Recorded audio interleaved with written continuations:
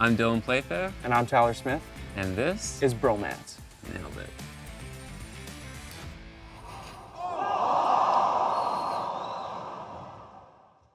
I have heard so many good things about this man, and I am just truly so grateful that he's here with us today. Today's guest is Brad May. He's a former NHL forward, Stanley Cup champion, and one of the league's most recognizable competitors of his era. Drafted 14th overall by the Buffalo Sabres, but Brad played in an impressive 18 seasons in the NHL, logged over 1,000 games, and built a reputation for grit, leadership, and showing up when it mattered most, including winning a Stanley Cup with the Anaheim Ducks. Since retiring from hockey, Brad has built a very impressive career as a broadcaster, speaker, and as a contestant on The Amazing Race Canada, as well as our buddy Ty Smith, where fans saw a different side of him, strategic, family-focused, but still very fiercely competitive. Brad, thank you so much for coming on the podcast with us today, pal.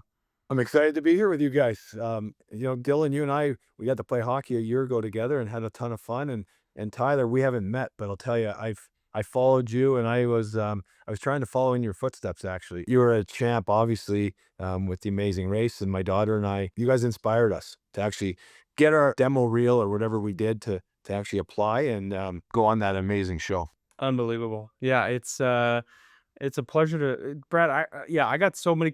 I texted Jesse, so I got a couple nuggets that we'll talk about later on. But I guess we will always want to start from the start. First off, are you a Maple Leafs fan? Like, you grew up in Toronto, so like you were a Maple Leafs fan, and then obviously is that kind of just how you transitioned into playing hockey and the role of hockey in your life? Yeah, I was definitely, number one, I was a hockey fan. Growing up in the Toronto area, just north of the city, we used to have those rabbit ears on the top of the house where you had to, spin a dial to try to get in the right feed. And in the country, we had about 4 or 5 channels. One was a Buffalo Sabre, or 2 channels were Buffalo centric. So of course we got to watch Buffalo Sabres games when I was a kid. And then of course Hockey Night in Canada with Toronto, mainly being the main event. So yeah, I grew up loving Wendell Clark. He came before me, Daryl Sittler, Lanny McDonald. I work with the Toronto Maple Leafs. I do their pregame show for all their home games here in Toronto. So I get to enjoy being an alumni, rubbing elbows with, former players, because I have a few of them on. And I had Lanny McDonald, and I say we had Lanny McDonald and Ian Turnbull on the other night. It was a night that Daryl Sittler was celebrating his 50th anniversary of his 10-point game. So There have been some technical difficulties, as everyone who has ever used a streaming software is familiar with. But Mayday, you were letting us know about your upbringing in Toronto and playing hockey, and how hockey became a part of your life. The origin story, if you will. If you could take us back to that time in your life, it'd be much appreciated. I'm a hockey player, got to play a lot, 19 years, but 18 seasons in the NHL. And it all started just a small town kid up in basically a farming community called Goodwood, which is north of Toronto. And we lived out on a pond. So my brother and I would come home from school as young kids, like 4 or 5 years old. And we'd put our skates on and we'd play all winter long outside on the pond. And of course we played, hockey in the town close to us as well. But that's kind of where it started, and just fell in love with hockey. And I was a Boston Bruin fan, if you get that. So as our family, the way it works is we each cheered for a different team, and therefore we could make bets and we could have a lot of fun cheering for the team my team was the Boston Bruins, and I wasn't allowed to be a Toronto Maple Leaf fan, a Buffalo Sabre fan, or a Montreal Canadian fan, which was the teams that we got to see all the time. So anyways, that's my start. When I was 13 years old, I'd moved to Markham, which is about 10-20 minutes south of where I grew up. And when I was in Markham, I got cut from the AA hockey team for all hockey players. I got cut at 13 years old. And instead of going to single A, where I had to play with the older guys, because just the way it was, and I think it was Bantam, I ended up going to house league hockey. And I played house league hockey for 2 years. When I was 13 and 14, I was going into high school. And somewhere I got really, really inspired and excited about, training and getting better. And I think it was maybe playing rugby and football in high school, which kind of really got me excited about being physical. And then I don't know what happened, but I went from a house league hockey player to 5 years later being a first-round draft pick to the Buffalo Sabres. Unbelievable. It's unbelievable. And I like, many enforcers, there's stories that there's a lot of enforcers in the NHL that are like, they were, top dogs in juniors and like, very skillful and like had all the tools. And then obviously like, there's the, I guess the argument nowadays of like some players just don't know how to like transition to be that role player.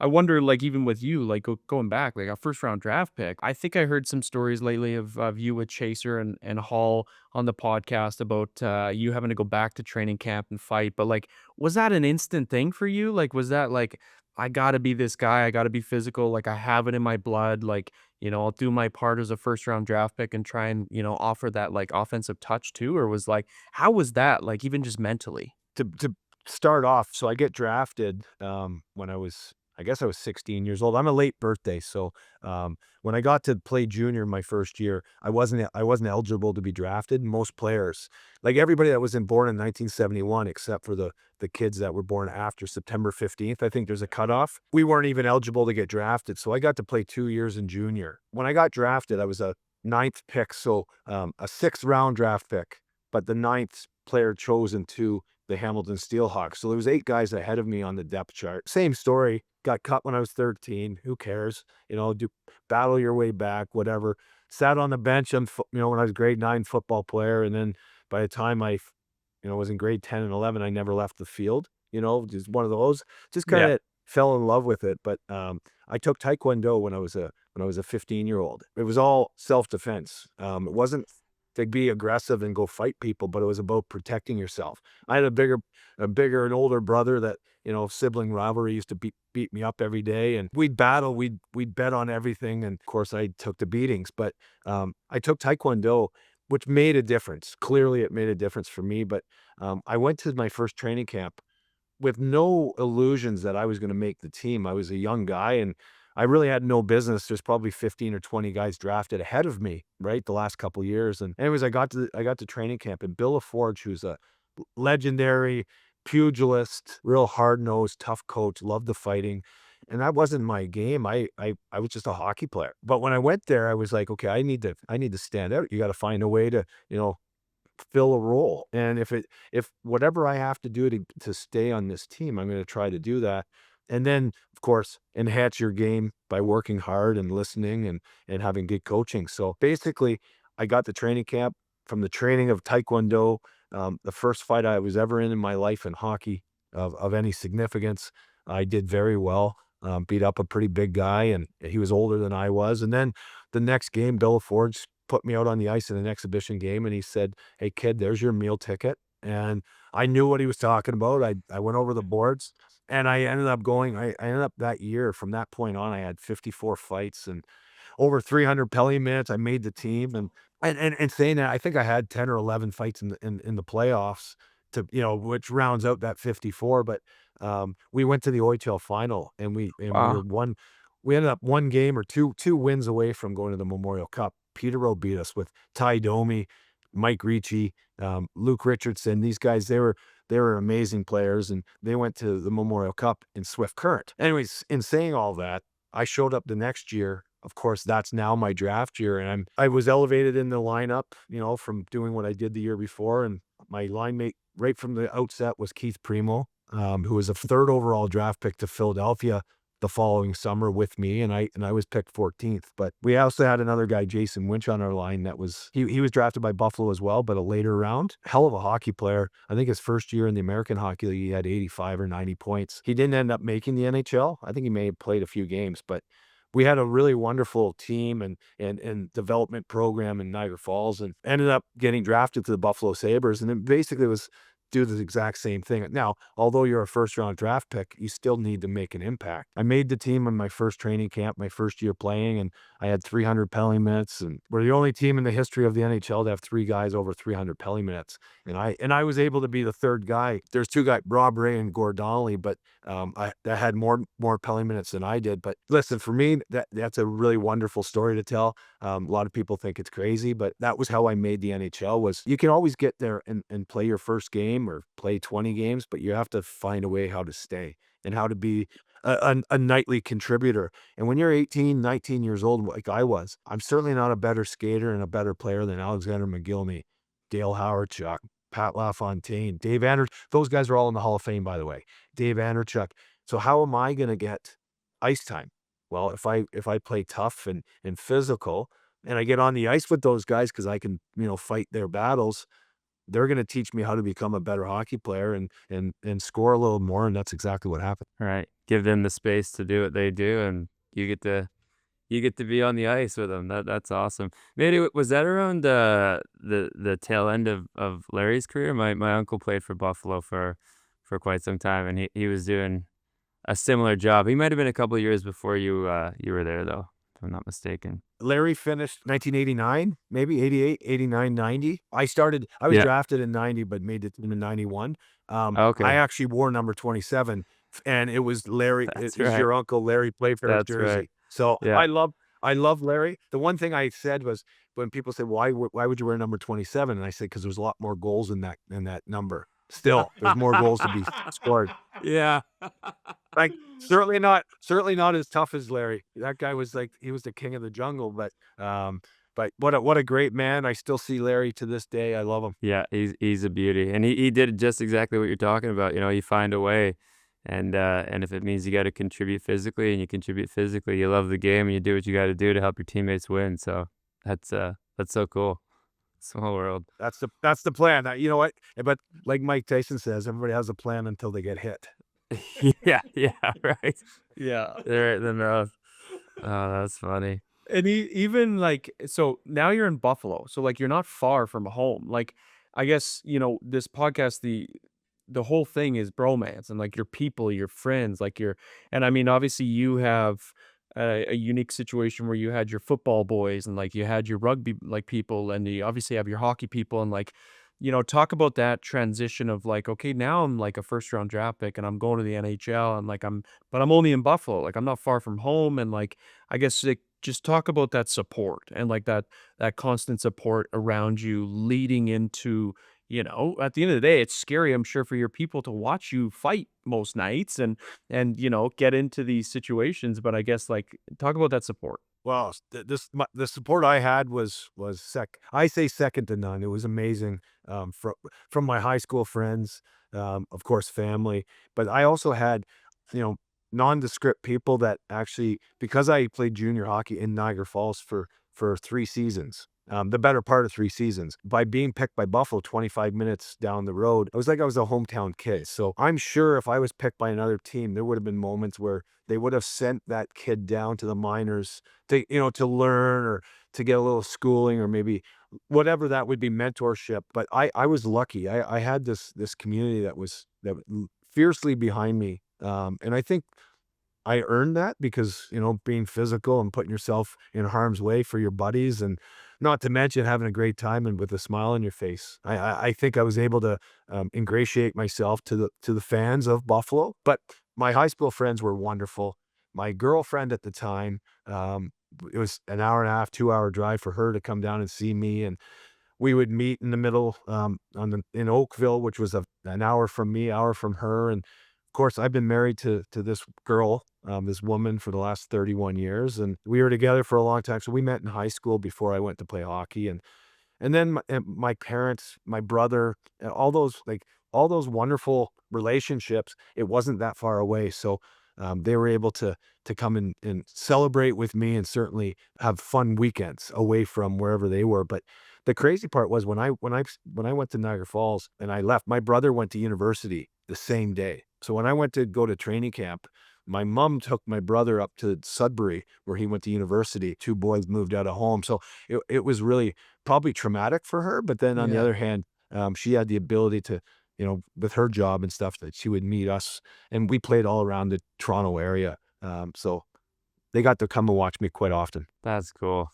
Yeah, that's awesome. Family in your backyard. I mean, that's one of the biggest challenges I think for people who have to leave home and play hockey. They talk about the loneliness element and how finding, someone on the team or a group of guys on the team that can sort of fill that void of family and friends is such an important part of the journey, of the staying power to be out in these places, and to have that support group right there. That's awesome. Makes a lot of sense. And obviously your attitude and the way you see the world and the game, your reputation precedes you. We were fortunate to play a charity event a couple years ago, and long before I signed up and got on the ice, your name was getting kicked around going, "If you get on Mayday's team, bud, you are gonna have such a good time. This guy is such a beauty. He is so fun. He is so funny. You guys are gonna get along real well." And truer words have not been spoken. We had a great time. So it's easy to see how you became a fan favorite so quickly.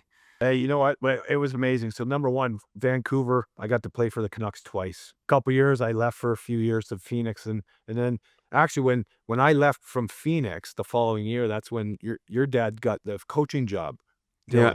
Dylan, down in Phoenix, and I was actually on my way to. I was back in Vancouver, but absolutely love Vancouver and the fans of the Canucks and in that city. The cool part, Tyler, when I was there with Dylan, we went into I can't remember, you might know the name, but somewhere in Gastown, we went to this kind of arcade bar that Yeah. you play games. I can't remember what the Funky, I think it's Funky Winker Beans. That's the and name of the yeah. there was a I wanna say there was probably 6 or 8 NHL guys in this event, and nobody more famous, and this guy got mobbed, Dylan, when he walked in. Um, Everybody wanted pictures with him, and I'm like, "Who the hell is this guy? He doesn't play in the National Hockey League." But yeah, Letterkenny, what a show, and, that was a lot of fun, but for all of us to sit back and actually watch everybody admire you, that was really cool. I thought that It was fun.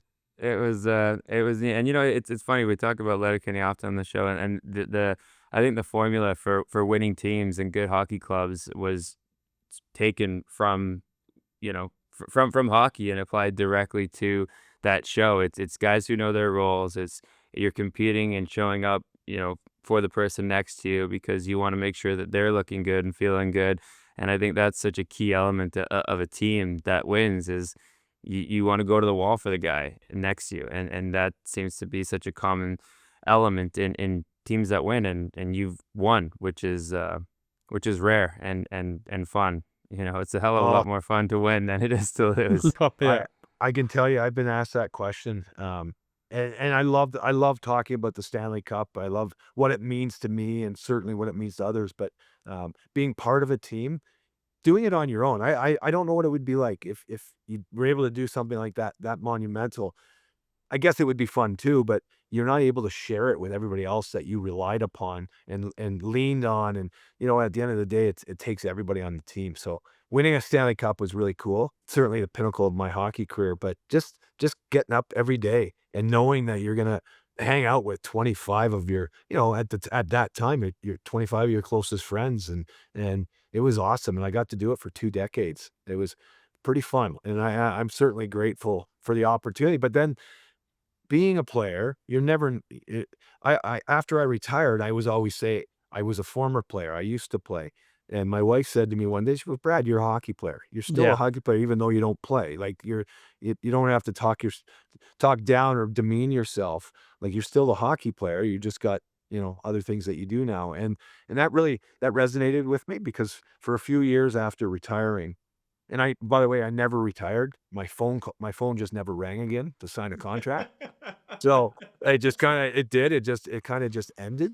Yeah. Um, there's definitely a void there that, a lot of players, find it difficult to navigate. I was fortunate enough to get into media, on the TV side in Toronto, where I had many opportunities of work at TSN and the NHL Network at the CBC, Hockey Night in Canada, and then I was able to, like, latch on and sign a contract with Sportsnet, and, that kept me busy. So for 150 to 175 nights of the winter, I was actually in the studio. So the nights that maybe some of my friends got into drinking too much and, maybe losing their identity for a while, I was just too busy. I had no time to pout. I had no time to, feel bad about what's going on myself and I also had the ability to identify as something, which was Yeah. obviously a broadcaster in hockey, and I don't think we need this, but as men and you guys, young men, I think it's hard for guys because we size each other up by what we do before we ever get to know the person. First thing you do when you meet somebody new, you're like, "Hey, I'm Brad. Hey, Dylan, nice to meet you. Hey, what do you do?" And Right. I try my best now to not ask that question for a long time, if ever, because there's so much more to the person than what you do. but it literally was my identity for so long. And when it was taken away from you or it ended, there was a little struggle there. And Right. again, talk about community. I was busy, but I have a wonderful family that basically anytime I started feeling bad about myself, they'd give me and tell me to, pick up my socks and get going. So Yeah. You talk about community, and I really want to get into like your involvement with the alumni now, and like just like like you can see even going on that podcast with Chaser and Hall, like how much fun you guys had, and like the stories, and like you're just like you miss it, and I think that's a big void that obviously people like especially men, I guess in some cases, is just like filling that void of like storytelling and the banter and just like the culture, and I think I do want to touch on, we just had Riley Shan on, and he did mention how, he played on a couple different teams in the NHL. And I think his longest tenure, I can't remember what it was, but, 5 or 6 or 7 years or whatever it was. And, the latter half of his career, you're bouncing around a bit and and I think he struggled from what he told us about just like finding his people. And I think obviously, like, I want to touch on the fact that, you reflect on your career now and you think played for a couple different teams, and I guess I just look back and like how you see championing a culture and like how you see, we could even touch on the '07 with the Ducks. As Dylan mentioned, you're a voice and like you're a character in the room, and like you're a glue guy that is needed. But at the end of the day, playing on a bunch of different teams is not an easy thing. So what did you most learn from like truly championing a culture of like winning, but also just like where guys feel appreciated and guys feel valued and like they have your roles? So I just talk, I guess, about like the community and the culture, while also trying to navigate playing for a couple different teams throughout your career. I love the question. And it's so deep, it's hard to unpack all of that. But in on the overall, if we start at a 20,000, foot view,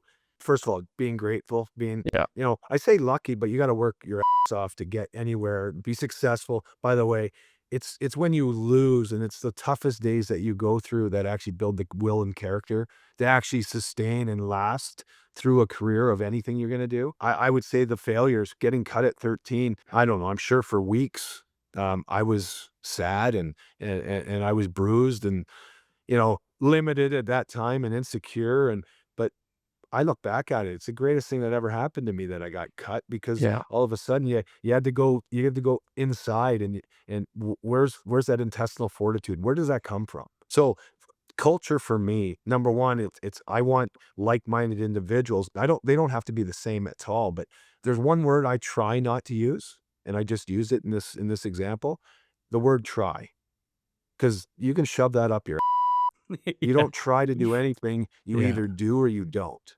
So if and I mean that, that when you set your mind to something, you do it, and if you fail, that's okay. You're gonna learn your lessons and sharpen your skill set or whatever that would be and go back and try to succeed. So the definition of success is the realization of a predetermined goal.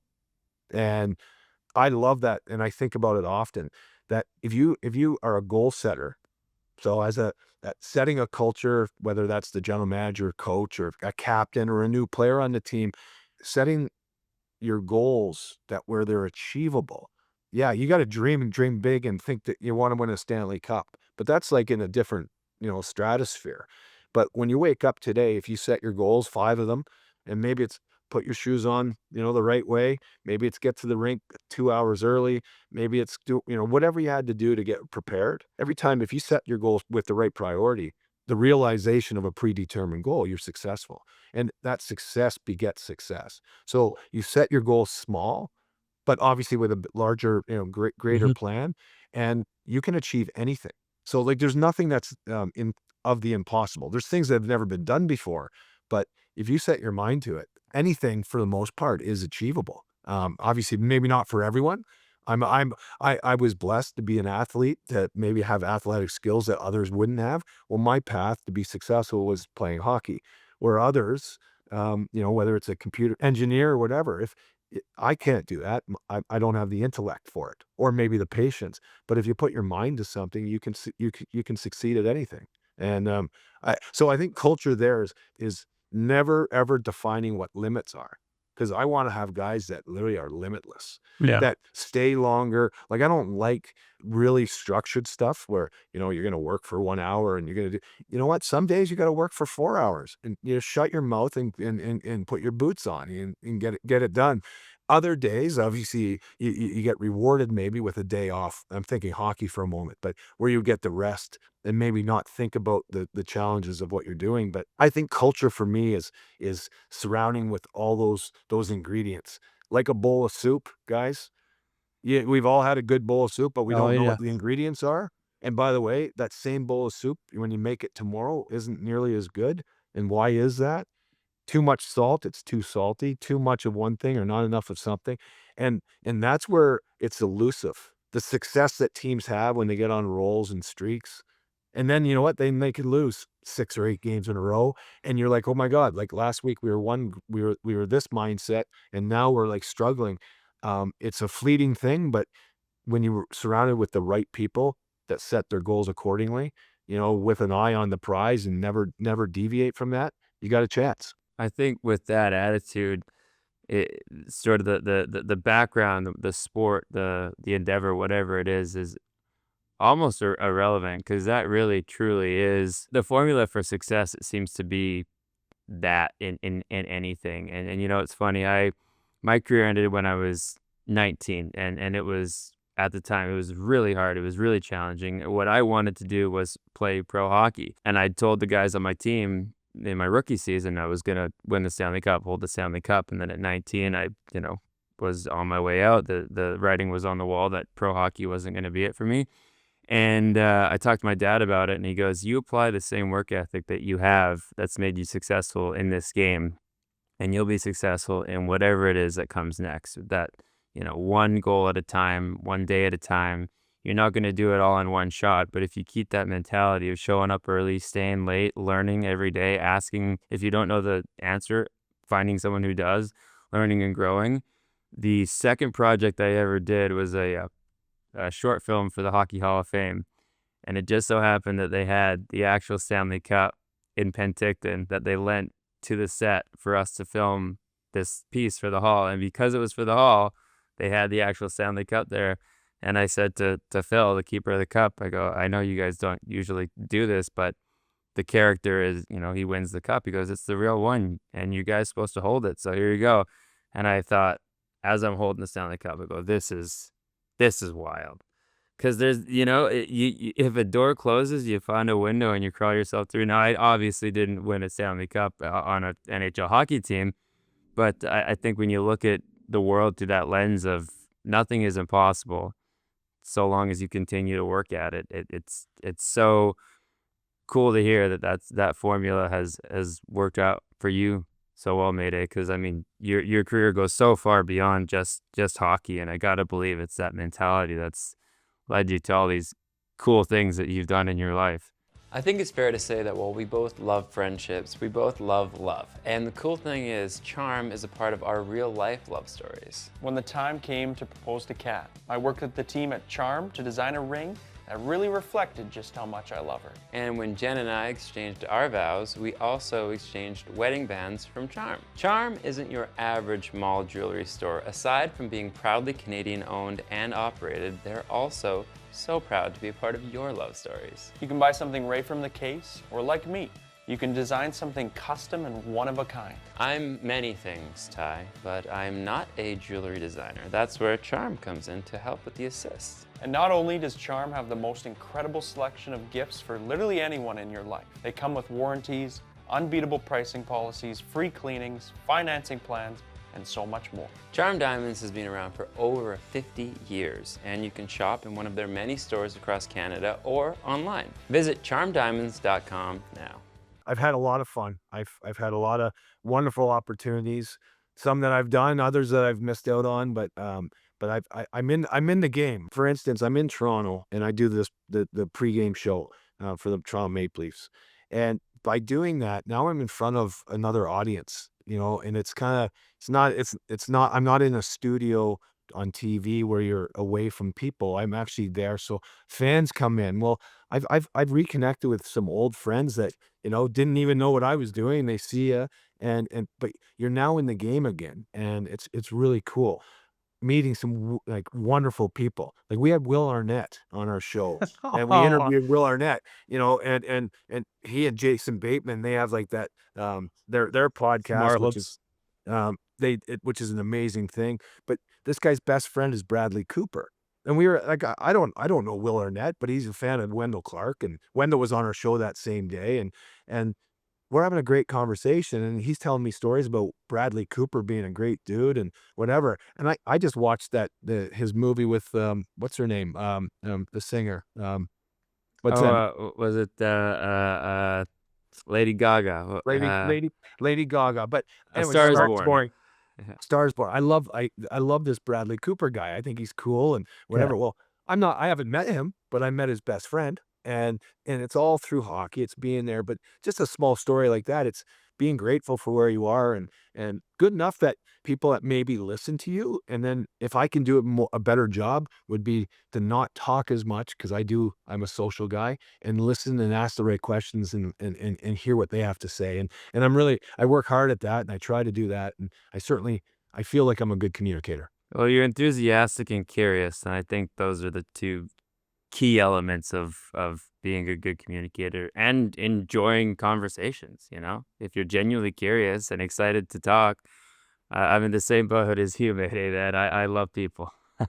It's great, right? Like, honestly, I like my time alone, by the way, but having that, that blend, it's really nice. And hockey's given me my life, and it's been wonderful. And I got on The Amazing Race, and I promise you, I got on The Amazing Race after you, Tyler, because I was a hockey player, and hockey being Canadiana. And I'm sure that played a factor in it. But I got to spend a month, and you know the story, Tyler, but I got to spend a month with my daughter. It was like I stole time. She turned 25 the day that we started filming in Niagara Falls, which is where our season started. And we didn't talk to like anybody at home. We didn't have a cell phone. We didn't have a computer. We didn't watch regular TV. All we had was Netflix in the rooms. And we didn't even have interaction with the other teams unless you were actually in the show filming. So although we all cheated and we all tried to talk because Yeah. you're social, but I got to spend a month with my daughter. That the 25-year-old girl doesn't want to spend a full month, never talk to another soul than her dad. But the two of us, we did it, and we came back so tight, and it was an amazing experience. It's fascinating what you learned from that experience about being present. And I think that's something that, unfortunately nowadays it's really obviously difficult to be present. And, I saw a quote where it's like being present is not judging where you're at, but trusting that where you're at is exactly where you're supposed to be. And I think it's just, looking at it from that lens. And then also like, I want to get into the race a little bit, but I also want to, I got one last question about your career and even the connection piece of like the Will Arnett thing. Like I always say, like, you can connect with people in this life that you never thought you'd be able to connect with, but you got to be open to it. And I think that's the fascinating thing about perspective is like this perspective you can gain from individuals that you never thought you'd be talking with or connecting with. But 18 seasons, like, I mean, you played over 1,000 games, you won a Stanley Cup. And I just watched a video, and the social media team for the San Jose Sharks was asking all the guys, they were like, what do you love most about the NHL? And of course, all the young guys were like, the road, the hotels, the food.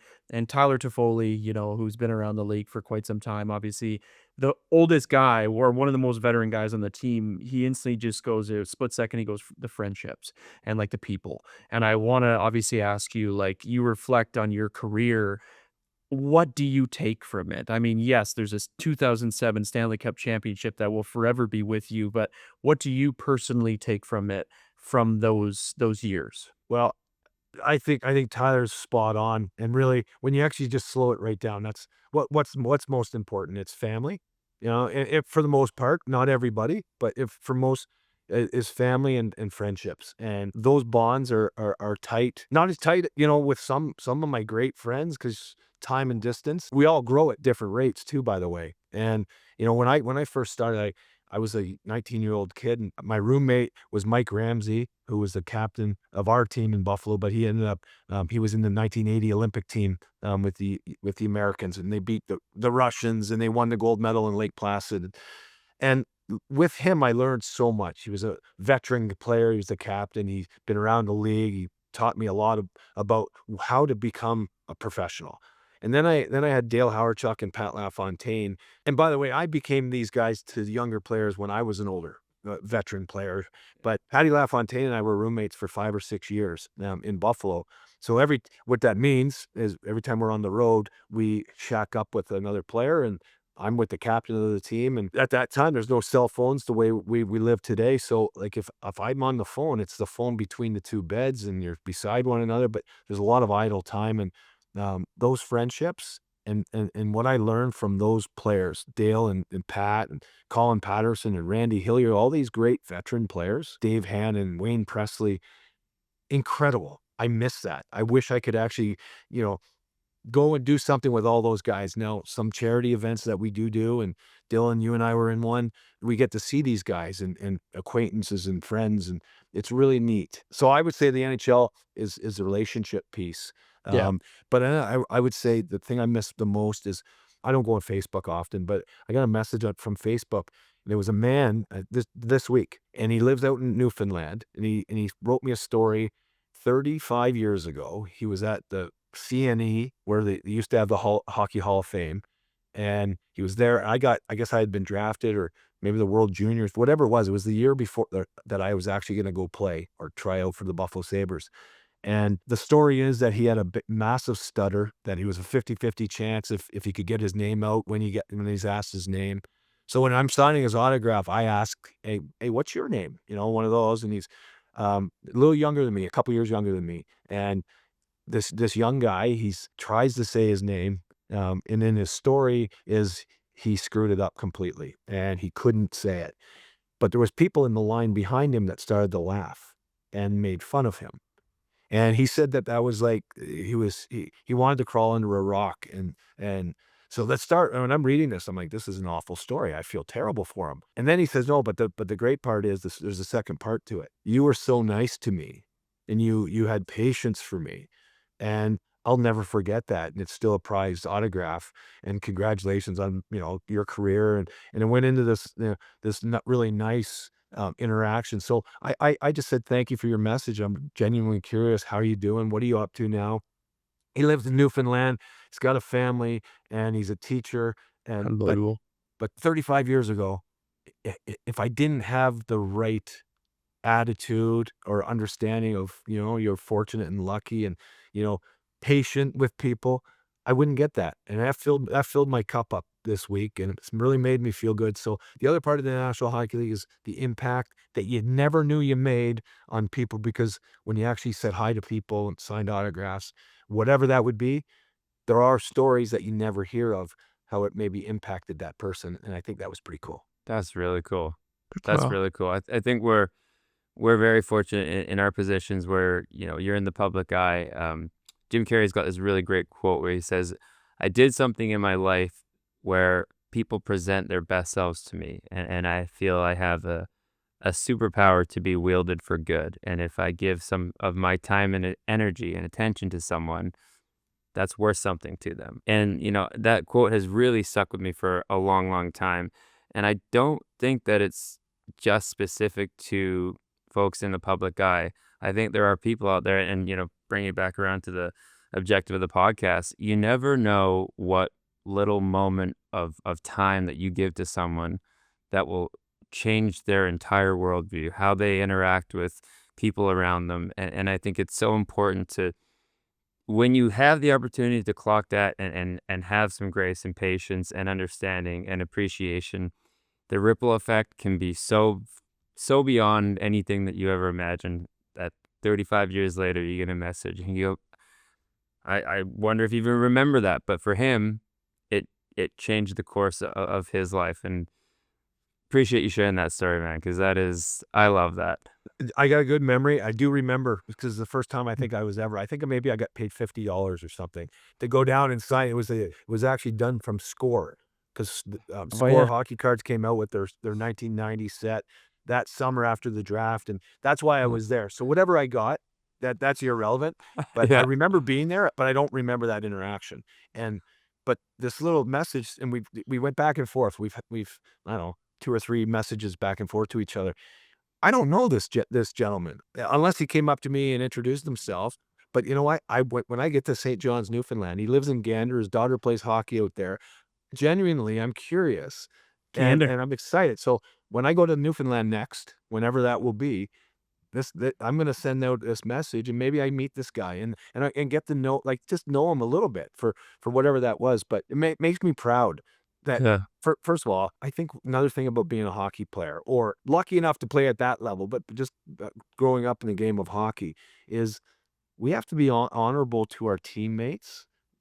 If you do anything shady and you look like an ass, somebody sees. There's always eyeballs on you, and you have to represent the crest, the jacket, the team, the logo, the town, wherever you're playing. You got to represent that that brand. And I think Mhm. hockey players do a very good job with that for the most part. And that makes me make me really proud that, wherever I was. And again, being traded and playing on all these teams, Tyler, to your one question was, one of you said superpower in this interview. By being able to be like almost a chameleon and just be confident in your own self. The one thing I did learn is when every room is different. Same guys, same game. Very similar, right? Every makeup of but different personalities. What worked in one location doesn't necessarily work in another on that team. And the hierarchy of how just business gets done from the captain to the players, and everybody's a leader at some point in time or another. But then you know what? You have to have a ton of followers to be a good team too, because you gotta actually get behind something greater than yourself. So learning how to do that and being able to kind of change your not necessarily your personality, but change your tactics to actually, to have the best impact, for yourself and for your teammates. I think that's my superpower. And that's what I'm so grateful for, is I got to meet, I don't know, hundreds of guys that otherwise I was a Buffalo Sabre. I wasn't If you're a Boston Bruin or Montreal Canadian, I didn't want to meet you. I didn't want to talk to you. We were tribal when it first started. Well, Right. now it's so cool that the guys that I fought are probably my favorite people, because I understand them more than everyone else, right? It's, Yeah. it's strange. I don't carry grudges. My coach, Bill LaForge, he says, "Don't carry grudges. They only weigh you down." Yeah. And so understand what you're gonna do, get past it, whatever amount of time it takes to do that, but, don't look in the rearview mirror ever. That's so cool, Jeez. man. I think That's yeah. so fired up, man. Yeah. I gotta get a list to do things done now. Mayday, you get me fired up, pal. This is awesome. Yeah, and I think it's just like what you've done such a good job at is finding a common ground with people, and I think that's something that I'd argue that that's a part of your superpower as well. And I think being able to find that relatability and that common ground with people, it truly does like goes to show like how much you never know when somebody needs to hear something, see something, or experience something sometimes. And I think that's something that's quite the power and that's profound. And I do want to lead that. I'm gonna do one more question and then I want to talk about the race. Okay, so we talked a little bit about like you retire, and then like there's been multiple stories about just like that identity piece that comes out with not even just hockey players but athletes in general, like the identity piece of I'm not going to the rink anymore, like I don't have my boys around me every single day, like what am I gonna do? And I think you know. As you mentioned, you were very fortunate where the media world came in at probably the right time. But I do want to ask, obviously, you finish your career and then what? Like how like truly was that transition for you? And I guess what did you to go into the topic of this podcast, like what did you learn? What were the pivotal things for friendship and bromances with you and how to reconnect with your people?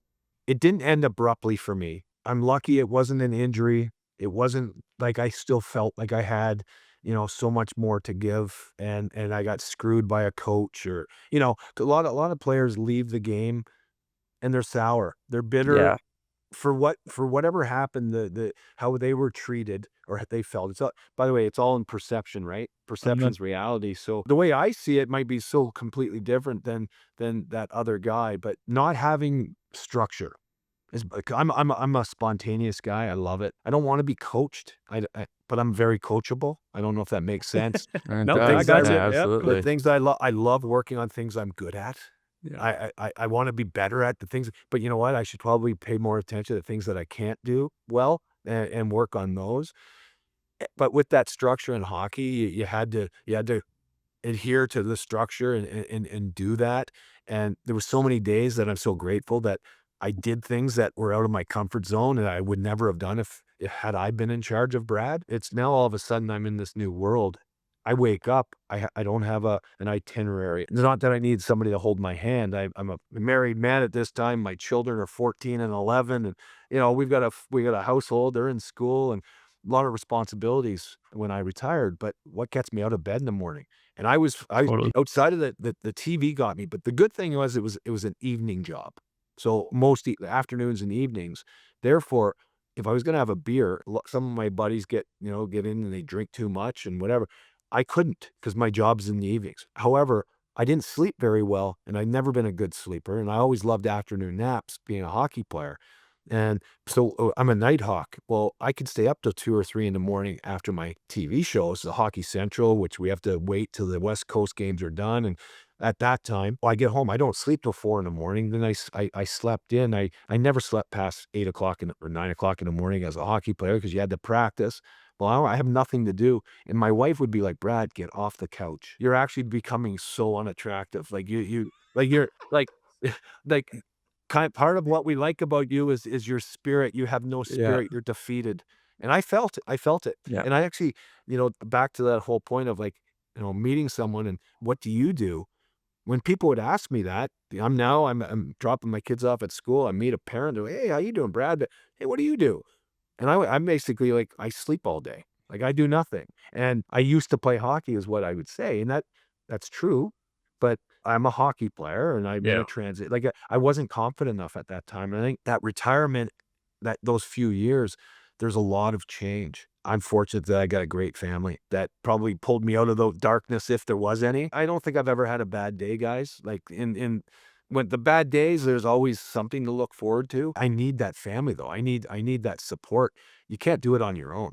And Right. and speaking of that, like I've always wanted to talk to you, Tyler. I don't know what you went through. I don't know with your experience with the Humboldt Broncos. I got your patch on the back of my helmet. I love it. Um, we were living in Arizona at the time, or California or Arizona at the time, and I had sticks out on my stoop, and the world, from one side of the world to the next, we're in support of your teammates and friends. I look at you and how you've resurrected, but you've championed your friends and the spirit and the families. Jackson Joseph, who's a dear friend of yours, I played with his dad twice, Chris is the man. and I don't begin to know anything, but I wanna know, and I just wanna say, like, you're a shining light for me, and I'm sure everyone else that maybe has not heard your story, knows your story, what you've done, how you've behaved, and God, I think you're amazing. Oh, jeez. I've always wanted to meet you. Well, I appreciate that a lot. No, I think, yeah, I'm the same as you both. I love people and, we received a lot of love and we received a lot of love and support. And I think, connection thrives when people show up for each other and people showed up for us. And, even just you saying that right now is, yeah, it gives me chills. It really does mean a lot. You never know where the world will take you, but I think, there's a lot of power in authenticity and relatability. And I think I'm same as you. Like without my family, without my people, I probably, wouldn't be doing what I'm doing today or where I'm at today. But it's fascinating that we realize that this is a journey. This is 100% a journey. And I think, to be able to have that perspective after trauma's hard, but I think, getting to a point where you can figure out what works for you and really learn from people and like perspective is such a massive thing in this world. So, Mayday, gosh, appreciate you, my friend. Wow, that's yeah, no, I'm speechless. That really does mean the world to me, truly. Well, and I'm on Bromance. How did you guys start your bromance or your friendship? When did that begin? It honestly began, like, I got like, through this, and I think, like, same thing, I go back to the, connecting with people that you never thought you'd be able to connect with, and I think, yeah, for me, I was just stoked to be able to obviously be on board, and I know, Dylan with Charm has been able to do some incredible stuff, and through that, it's led to, in some ways, our own little bromance, being able to meet once a week or whatever it is, and, we've only met once in person, which is crazy, but the fact that we can come on and help champion these conversations is as a testament to, I guess, the foundation that's been laid. But yeah, Dylan. Yeah, you know what it is? It was that thing about like-minded individuals being connected by like-minded individuals. I've known Sylvia, our producer, for many, many years and worked with Charm and Ty being a podcaster previous to this and me following his podcast and Sylvia knowing Ty and going, the two of you guys have a really similar worldview, and I feel like you would be great together, delving into these conversations and getting something of value out of these people. I think there's a lot of great insights that could be shared. And if we come at it with this angle of, mental health and support and stories of success and also who's there for you when things aren't going well, these things that are a huge part of my makeup. And, I talk often about the things that didn't work out and how those led to the things that are now working out. And Ty being a public speaker and having that same perspective, I think it was a match that was made by a mutual friend who said you guys would connect. And I think that's, you go back to going to those other teams and those people who, those glue individuals and those people who build team dynamics and understand what it takes for good flow to happen and good energy to happen. And oftentimes it's someone sticking their neck out for another person and going, you can trust me to trust them based on our relationship. So yeah, that's how Ty and I came together, and it's wild. I feel like I've known him damn near my whole life, and it's been a year and a bit. So yeah, we're very lucky, very lucky. That's awesome. That's awesome. Okay, last one, because I did text Jesse. So for people that don't know, Jesse is the producer, one of the producers of The Amazing Race, and I know Jesse's my boy, and I know Jesse was also your boy on the show. You would know, like, the crew and the people involved are incredible, and I think the connection that we both have with Jesse just goes to show, like, once again, like, they're there for you. And but I tried to get some nuggets out of him. He obviously mentioned the fall in Regina. So I'll let you, the fall in Regina, and then What a jack. even eating those cow balls at the Hotel Mac in Regina. Yeah. But I hope he doesn't mind me saying this, but I will say that he did mention that you were an inspiration to him in the dad category for sure, and just obviously you talked about your relationship with Sam and just being able to share that experience with her. So yeah, talk about the fall, the cow balls, the experience, the people, and I guess like truly like what you ended up all taking from it. Well, it's one of the greatest experiences of my life, 100%. doing this, and it was so cool. And I'm so disappointed in myself. I'm past it, but that I couldn't do I couldn't learn the Ukrainian jig dance, whatever we did So in hard. Russell, Manitoba, quick enough to actually get to the mat. That was it. That was the end for us. Was in Russell, Manitoba. Starting off, Jesse's story. Tanner, who also works there, and all the other staff. Ruby was amazing. The They treated us so well, and here's the crazy part. You guys, and I say you guys, you and Samantha, she was 25, Tyler, and you're, right around that same age as Samantha, and I'm a 52-year-old guy. And the next contestant who's closest to me was 40 years old, and it was Michael, who was a father, Michael and Amari from Saskatoon, and he's a incredible guy, a champ in his own right in the Saskatoon community. He's 12 years younger than me. Right? So now I'm in hotel rooms that they don't let you out, Dylan. They don't let you out of your room. You want fresh air. Now you can get out, but there's like a security guard in the hallway. And they're like, Brad, what do you want now? And I'm like, and they have like a big tray of food for you. So we didn't go without anything, but you didn't have freedom to roam or, just be yourself. And although we signed up for it. That was crazy. A young intern, 22, 25 years old, telling me what to do. Like I told you, I don't like Yeah. coaching, Yeah. although I love being coached. I really do. But you Um, want to go out for a walk? Leave me alone. but through that whole experience, um, we had to stay like this together, Samantha and I, and starting off in Niagara Falls and going out, I could sit there and tell you, like, for in like, nauseating fashion, how much I enjoyed everything we did. The beef balls, was really hilarious because we got to a point where you gotta make fun of yourself, and I don't really care. Yeah. I could be a clown, and I could take whatever criticisms, whatever, so I don't really take myself that serious. When we sat down at the Hotel Saskatchewan, this beautiful, like, dining area, and we have a choice of eating pig's brains or beef balls. And the Prairie beef ball oysters. and prairie oysters, and the prairie oysters came, and I got like, they were about the size of my hands, and on this plate, and I was like, "Let's eat the balls." And then my daughter's like, "There's no," yeah, she goes, "There's no way we're having balls," or whatever she said. That it was really funny. So I'm like, "Okay, let's eat the pig's brains." And then she's, kinda she's gagging. She hasn't even, I don't know if she could smell it or what, but Yeah. it's like, anyways, I ate most of the pig's brains, and the whole trick there was if you don't breathe while you eat, you can't taste. So, like, the whole thing was, like, try to hold your breath, eat as quickly as I can, as long as Samantha had my water glass full. If I'm not breathing, I won't taste this stuff. So that was actually fun, and we got through it, and, never thought I'd eat pig's brains before, but it was a delicacy. And then the fall in Regina happened the night before. We got off an airplane from Penticton, BC. We flew to Regina, and when we landed, it was a foot race from the airplane, and I'm telling you, this is dangerous. A foot race through, like, public Oh, yeah. traffic.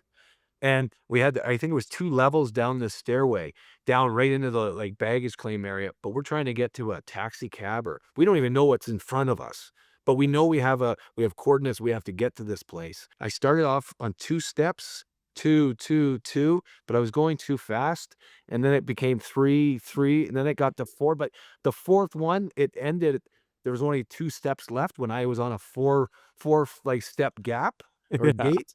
Yeah. Anyways, my last step, I hit the ground. I have my backpack on my back, which is 25 pounds or whatever, and when I tell you my foot, I dragged a toe, and I literally hit the ground on my, like, solar plexus, and I and if I didn't, like, arch my back or lift my chin up, I probably knocked my teeth out. And it literally, there was 50, 100 people, I don't know how many, but there was a lot of people there, and down I went, but as I hit the ground, I popped right back to my feet. Yeah. My ego was bruised. The athlete, I was such a clumsy idiot, but, yeah, I wiped out really hard, and I'm very lucky I didn't knock my teeth out for sure. But That's the back the up. but this whole thing, like, dangerous, man. We're in a foot race in the Oh, airport, yeah. Ty. It was crazy, right? Yeah, it's, you look back on some of those things and you're like, "Damn, like, that was gnarly. I can't believe we ended up," but yeah, truly, what an experience. Like, it is so much fun, but it's you back to your comfort zone thing, like, it's wild what you end up being able to do when you put your mind to something and when you are so present in the situation, and I think that's something that you really, I mean, we both really learned from the race, obviously, and something I still need to be better at, but, like, even just, like, the no phone for 30 days. Slept great, my memory was great. Like truly. So, We didn't carry books because you didn't wanna have that weight in your bag, but yeah. but we did a lot of reading, did a lot of journaling too. We Oh, where we yeah. we'd write down stuff, what we did. We had no idea. The whole thing about this race, you don't know where you start, and you don't know what you're doing 5 seconds from now. And through that whole thing, how many mistakes you make, but you gotta figure that out too. And we spent so much time journaling of what we went through because we didn't know what the final, if you made it to the final leg, Tyler, you guys got a chance. You had to remember and have this history, and you're not aware of everything around you. That's the one thing that I took away from it, is when I was so ultra focused on a task, nothing, like, there could be an earthquake around me and I wouldn't have noticed. Yet, if you just slowed down and took a breath and looked around, you're so much more capable. And it's Yeah. these tasks weren't as daunting. It's that apprehension going into this, and then the race, the speed element of it all, and then, of course, you're doing things that you've never thought to do in your life, and It was one of the greatest experiences I think I've ever had. Yeah, and even Tyler and Kayleen, who we raced against in the finals, like their motto, he's a double amputee, incredible human being.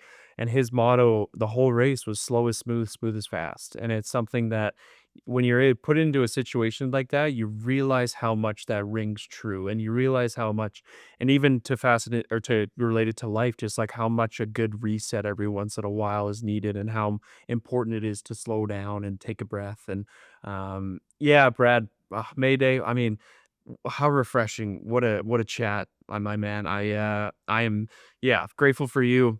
I'm so happy that we were able to obviously chat. I know we could talk about the race, especially for hours, and maybe if you ever need a spot in the old Brad May Celebrity Classic, you know where to find me. I'll come out your way, and yeah, I'll Well, I've got you guys. You're gonna come. I'm gonna invite you, but it's gonna be in December next, like this year. First Thursday and Friday of December, I believe, is always. We've done it for 13 years in just west of Toronto in Oakville, and this past year we raised $680,000, I believe, Jeez. for Easter Seals in a 1-day hockey tournament. So Wow. we've actually got that critical mass now. We've got wonderful partners and really making a difference for children that have disabilities and but Unbelievable.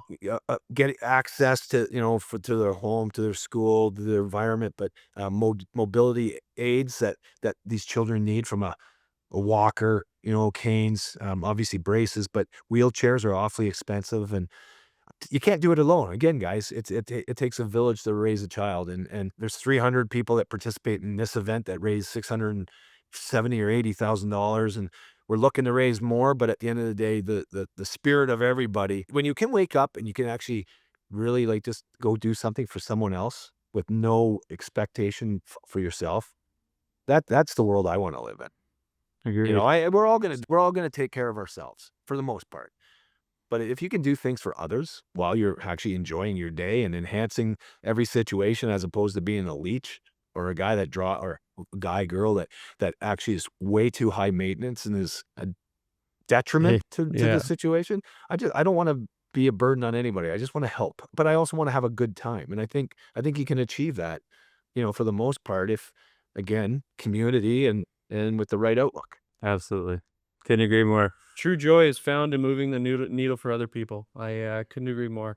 Mayday, appreciate you, my friend. I'll let you finish it off there, Dill. That's our time. I know we got some hard outs here, so again, I feel like we could talk for a lot longer, but we'll hold you to that, Brad. I'd love to come out and help support that cause. It's a fantastic one. So you let us know where to be and when, and hopefully we can help crank that raise up. You know what? We're gonna do that. There'll be about 22 hockey players. Like, there'll be 22 to 24 teams. You guys are gonna champion and be drafted to one of them. Each. You guys are my celebrities, man. You're coming. I can't wait to have you. Beauty. Honor. Thanks, man. I Appreciate you, Brad. appreciate it, man. Okay, guys. Talk Thank you soon. so much. Charm has been a part of Canadian love stories for over 50 years, and as much as they played a huge role in Ty's love story, they played an equally huge role in my love story with my beautiful wife, Jennifer. So our wedding bands came from Charm. We're in it right now, and it was important for me to find something that I was excited to wear every day, that I felt was unique, stylish, expressed the love between Jen and I, and something that I was excited to wear. And of course, Charm was the only option for us. So we went in there and had a pretty clear idea of what it was that I wanted, and they were able to present multiple options, and it was quick and easy, and I found the perfect one. And on the day, it was a pretty quick turnaround from the time that I went into the store and we were going to be saying our vows. So one of the representatives at the Charm store was gracious enough to ensure that I had a ring for the wedding day. So they express shipped a ring that was one size too big because they had it in stock. I was able to have that on my hand for the I do's, and then we were able to get the proper ring sized shortly thereafter. So they really jumped through hoops to make the day special, and Jen was equally as impressed with her wedding band. So Charm has been a part of many, many love stories, including mine and Jen's. And Charm is the proud sponsor of our podcast, Bromance.